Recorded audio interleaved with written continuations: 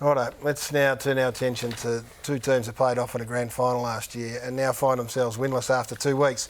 History always says the best teacher. History's a great teacher. So just the recent history of teams who have performed really well and then their ability to back it up. Port Adelaide coming in off a preliminary final. They didn't play in a grand final. After 2 rounds, 0 and 2, all these teams got smashed in one area. Geelong the same. So Geelong came off. We would have sat here in the same position this time last year and go, don't panic. You know, it's just... And now Collingwood find themselves in a similar situation after 2 weeks. Cause for panic or not? Well, it depends on the reason, doesn't it, Gus? And that's why is it happening. Now, look at Geelong.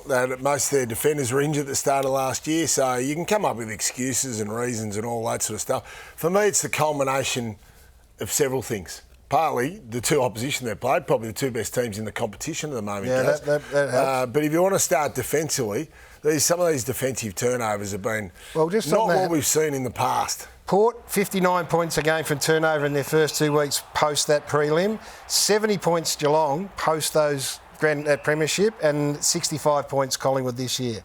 It is 65 points a game from turnover. And the back half is just all at sea. And this is, again, credit to the opposition. Like, you're only as good as who you're playing against. But turn the footy over like that's been the trend. Well, a lot of this was in the third quarter against the Swans. And I reckon for the 2 quarters against them in the first half and in the 4 quarters against GWS, the defence was exposed in a way that they haven't been for the last, best part of the last 18 months. The forward pressure of Collingwood wasn't good enough to slow down GWS, and it wasn't enough to slow down Sydney. And their back 2, 3, 4 were exposed to situations that they haven't found themselves in that often in the last 18 months. The teams have been happy to whack it in long. Well, why wouldn't you? When the opposition teams are marking the footy against this defence, there's a bloke missing who is the embodiment of everything that they're not doing at the moment. His name's Nathan Murphy. Now, I'm not saying he's the best defender in the competition, but he plays in the manner that is in direct contrast to what Collingwood are playing in these first 2 weeks. That is, play for your life, every contest, throw yourself at all those desperate things. That's everything that Collingwood are. I think it's been 16 marks inside 50 against on average, and that's about 4.5 more than last year. But they actually haven't been a great back third defensive side. They do most of their defensive work either in their attacking mid or through the middle of the ground, and they're not defending that near as well as what they. And we'll find out whether Craig McRae values come forward defence and do that better, or whether there's an adjustment to their back half offence to be able to set up a little bit better when they get in their front half. What about the high five when the? I don't think this is anything you get too upset about or worried about, but it was just strange on the night when you're chasing tail at this stage. Last quarter, the whole thing had just about to crack open, and they're not running as hard as they should be. These Collingwood boys, it's just got a little bit too hard for them, which hadn't happened too often. It's just a high five, just to make sure they're still heading the game, sort of stuff. I kind of liked it in the end. The game was over. All right, if we're going down, we'll go down together. Give you a high five and let's go. And Lockie Schultz kicks a goal after the siren, and all of the Collingwood players got around. If they're going to go down, they will go down together. They're a tight bunch. Yeah. Absolutely. And so that's not the reason they lost. I'm going to have a look at the other end just quickly as well, Go. So you talk about missing Murphy. I think McStay's been an underrated loss. So did his knee in the pre-season.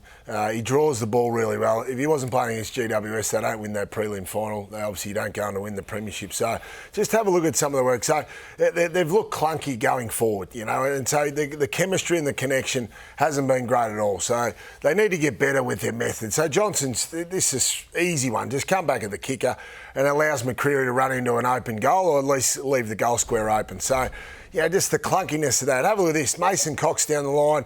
Cameron was coming. Johnson's there. If McStay's there, that doesn't happen. That ball comes to ground. Another one, like Jeremy Howe.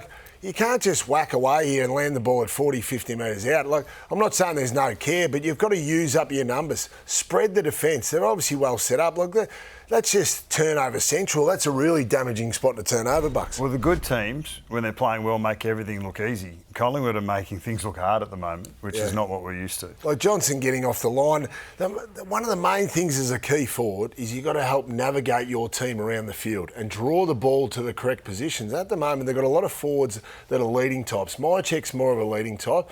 Elliott's more of a leading type. And Johnson definitely as well. And he's struggling. He's had 3 and 2 disposals respectively the last 2 weeks. So they need to sort out ahead of the football as well, guys. Things are a bit clunky there. Yeah, and they've been on notice since the McStay injury, and they've been able to settle it. You'd think Reece McInnes will get a chance this weekend against the Saints on Thursday night, which is going to be a great test for both teams.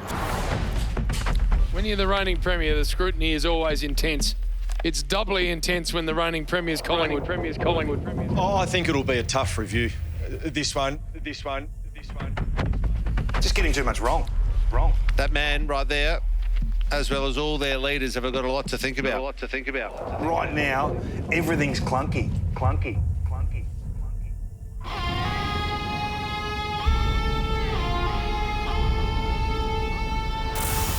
We'll remain optimistic, but we've just got to get to work and find our form pretty quickly.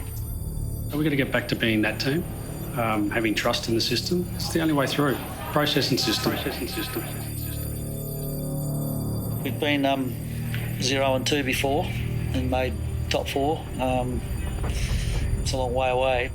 We have trust in the process. We try to get better every single day. That's been our mantra for 2 years, and it's not going to change. They would be starting to ask some serious questions amongst themselves. Chris Fagan not happy at all with it. There's just too many things that are slightly off at Brisbane. It was said at the start of the year, I think 2023 was the year they were there to win it. Yeah. And they've left it on the deck. Said this about the game last week. There's just stuff happening with Collingwood that you don't see. They are waiting for the end of the game. Yeah, and I don't think you say this too often about Collingwood. They've been unbelievable about their effort. They turned up their toes tonight. We're not standing still here, and there's a lot of time to go, which gives us great belief and comfort, but reality is a lot of hard work too. 2 weeks in a row now, the middle part of the game has been a problem to us, and I've never encountered that with this group before, so I've got a little bit of work to do. For the first time in VFL AFL history, both the previous year's grand finalists are 0 and 2 to start a new season. A blip or a trend? Faith or doubt? Alert or alarmed, Robbo? Give me one more week and it's a trend. Doubt or faith? I've got doubts. Forget last year. Last year's done. Well done, Brisbane. Well done, Collingwood's done. Right? The new season's begun. If they didn't win the Premiership last year, Collingwood, and Brisbane won the grand final, right now you'd be saying, geez, these two teams stink. They're not going to challenge for the finals if you don't think about last year. If you take that, we got to get to work, says Chris Fagan. We've got to get the process right. Anyone watching the games on the weekend, yeah, there were skill level problems in both teams. But they don't seem like they're fully invested in every part of competing for the ball. Like, everyone's in it. You know, if you miss it, Jared, I'll back you up and I'll help you. They're all not in it. They're leaving it to too few. And there's skill errors, and they just turn the ball over, and there's some easy goals getting kicked. Let's look at Collingwood for a second. They look like they've lost a level of hunger. Now, call it hunger, attitude, call it whatever you like. That's what they look like. Now, can that come back? They can come back like that. Get this week right, and they can do St Kilda. Brisbane, on the other hand, Brisbane play like bloody millionaires. You said first 25 minutes of the week before, first 15 minutes, I'm not going to have a look at this.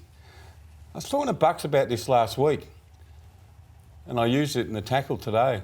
It's as though when the opposition change their game, Brisbane don't change their game. They continue to play like millionaires. And then the other mob goes, hang on, we've got them there. They're rising a bit here. They're fumbling a bit. Let's go after them. And then Fremantle went after them, Jerry. Yeah. And they kicked goals, which is a bonus, but they went after them. And Brisbane didn't handle the heat. So that combination for Brisbane is they were plodding in the midfield, so they They missed Lachie Neale to an extreme degree. After they kicked the first 4 goals, they were blunt up front. And they were vulnerable down back in the way Fremantle set up against them. So that's a bad combination. The Collingwood side of things is they did commit indefensible turnovers, yes, which is not part of what they do. Now, how much of that is singular acts and how much of it owes? I think Kingy had a nice phrase for it, 1 metre off, and then how does that magnify and materialise? How does it present, and what owes to the dedication and the maniacal approach to it? So it doesn't, it's not to weaken any of that, but I can't walk past the fact that these two teams went the distance properly last season. They laid it all out for us on grand final day, and then we imposed the shortest pre-season we've ever had with the earliest start to a season we've ever asked, and we enrolled them in it. So if they're just a touch back, I think that would be understandable in the circumstances that have presented. And you have to go 30 weeks. They're 2 weeks into a 30-week journey to win it all, which does allow for rectification along the way. The trouble is you don't want to get too far back. Chasing the comp is a hard thing to do, and that manifests. You can chase it successfully for a while, but typically that'll get you in the end. That's what puts the urgent edge on it. The Giants played one less game than Collingwood last year, and they put everything into it, if not more, because they had to come from a so-so first half and charge home. In the second, do we live in the land of excuses? I haven't heard Craig McRae, and I'd be really surprised if Craig McRae said, "Oh, hang on, we played in the grand final last year. Took a lot out of it." They're never going to say that. They're never going to say that. If you change the parameters from the way they have historically been, and you get a historical oddity like the 2 grand finals at 0 and 2, I think you're entitled to go, there might be a little something in that. There's a lot of maybes. I mean, you were maybeing about Lee Matthews saying about watching themselves on thing. That's a maybe. This is a maybe. There's a lot of maybes. So it all just comes down to performance. So it's got to change. If who they got? Collingwood St Kilda, Thursday night. Whew. If Collingwood loses that, then they go to Brisbane and play Brisbane. Yeah.